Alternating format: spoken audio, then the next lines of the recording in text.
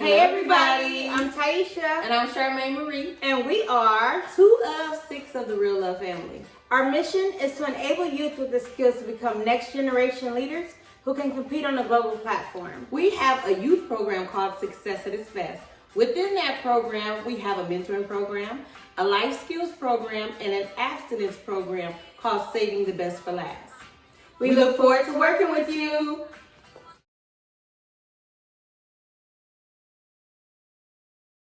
Welcome to Saving the Best for Last Abstinence Program. We hope you enjoy. For the next 8 lessons, you will study Choosing the Best Path. It's a course to help you make the healthiest choices about sexual behavior. This course will provide you with insights and facts, as well as practical ideas for delaying sexual activity and avoiding the risk of teen pregnancy and sexually transmitted diseases.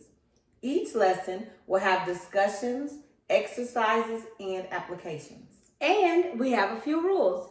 Rule number 1, be respectful. Rule number 2, listen. And rule number 3, you gotta participate. And most of all, rule number 4, have fun. Thank you. All right, our first lesson is on developing the best relationships. I have 3 questions for you. I'm going to ask a question, and then you get 2 minutes to discuss it amongst each other. The first question is, what do teens look for in a relationship? All right, to add on to the things that you guys talked about in your discussion about what do teens say they look for in a relationship, we got friends first, mutual trust, support each other's goals, good communication, fun to be around, and funny. The second question is, how can you tell the difference between infatuation, which is a crush, and real love? All right. How did teens say they could tell the difference between infatuation, which is a crush, and real love? Crushes are based on physical attributes, status. They can happen frequently. They can happen with many people, and they're short term. Versus love is based on really knowing someone, their strengths and weaknesses, they're longer term, and they require a commitment. Last question. What are the signs of a healthy or an unhealthy relationship? All right, guys, let me add to what teens say were some of the signs of a healthy or unhealthy relationship. For a healthy relationship, we have you should be encouraging and you should be supportive. For an unhealthy relationship, there might be a lot of negativity, a lot of distrust, and someone might be controlling. Now we're going to talk about love and infatuation. In every romantic relationship, you begin to have feelings toward the other person. Sometimes those feelings last a week. Sometimes they last longer. You may feel that you're in love. However, after a period of time, you may realize you're not in love. How do you know when you're really in love? Love is a commitment to the happiness of someone you care about. It is tested by time and circumstances. What is one way that you can tell if you're in love or if you're just infatuated with a person? Too often, infatuation is seen as love. Infatuation can grow into real love, but there is a difference. Infatuation is an intense feeling of being attracted to another person, which is untested by time and circumstances. So how can you tell if you're in love or infatuated with the other person? Take a look at the activity, and as a class, put the phrases in the respected groups, love or infatuation.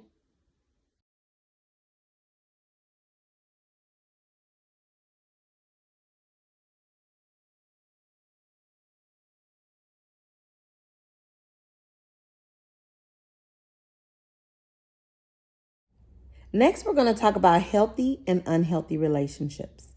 I'm going to read some statements to you, And I want you to tell me if these relationships are healthy or unhealthy. And I want you to explain why. The first one says, she'd always push me to do better. We'd always try to have each other's backs. Is that healthy or unhealthy, and why?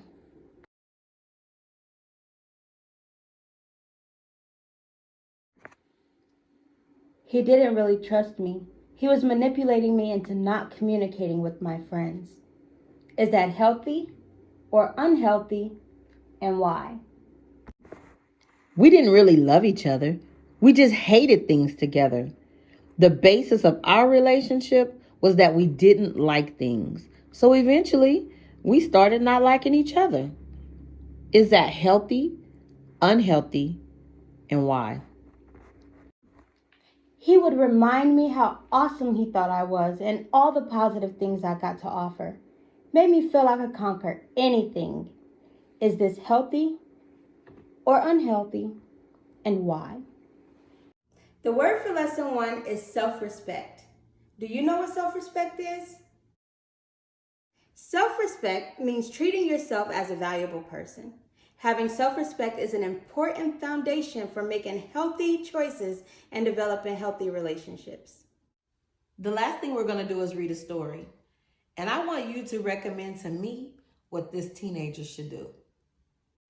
Maria babysits for a family that lives next door to a guy named Roberto who attends Maria's school. Maria has had a crush on Roberto for a while, but he had ignored her until recently. Now, whenever she's babysitting, he shows up at the door asking to come inside. Even though she feels like she shouldn't, she has been letting him come in while the baby sleeps. At first, they just watched videos, but soon Roberto wanted to become more physical. Maria was uncomfortable with some of the things they were doing, but she went along because she didn't want to end the relationship. Now he was starting to text her, but it was always just to find out when she would be babysitting again or to ask her for nude pictures. Maria didn't feel good about doing this, but she wasn't sure how to respond. Is this a healthy or unhealthy relationship for Maria? Why? All right, guys, let me continue the discussion about Maria and Roberto. Is this a healthy or unhealthy relationship for Maria, and why? It's unhealthy because she isn't comfortable with letting him in or with what they're doing. How might doing things that are against your personal values affect your self-respect? I'm sure you guys had some great responses. Let's talk about it. How might doing things that are against your personal values affect your self-respect? They could lower it.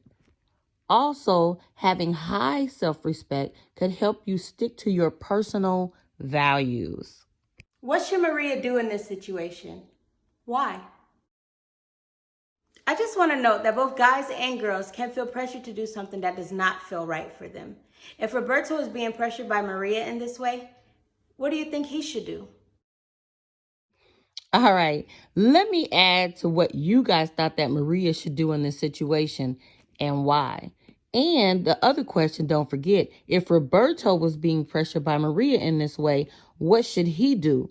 Well, for both of them, they should communicate how they truly feel. Don't give in to things that don't feel right to you. Respect yourself enough to set boundaries every single time.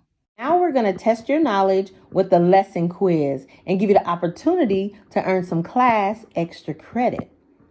You'll get 1 point for each correct response for a possible total score of 10 points. Make sure that you give your test to your teacher at the end. All right, I need for you to respond to the following. Number 1, what are 3 characteristics of a healthy relationship? Number 2, what are 3 characteristics of an unhealthy relationship? Number 3, what are 3 differences between love and infatuation? And number 4, what was your character application word for lesson 1? Good luck. Hey everybody, we've come to the end of lesson 1. Yay! But guess what? We've got homework. So tonight we want you to go home and interview your parent or guardian. We're going to give you 2 questions, and when you get back for the next lesson, we want you to discuss them amongst each other. You can find out the similarities or the differences between the parents and between the students and the parents. So the 2 questions, number 1 is, what makes a healthy relationship? And question number 2, what are the danger signals that will make an unhealthy relationship? Thank you guys. Have a great day.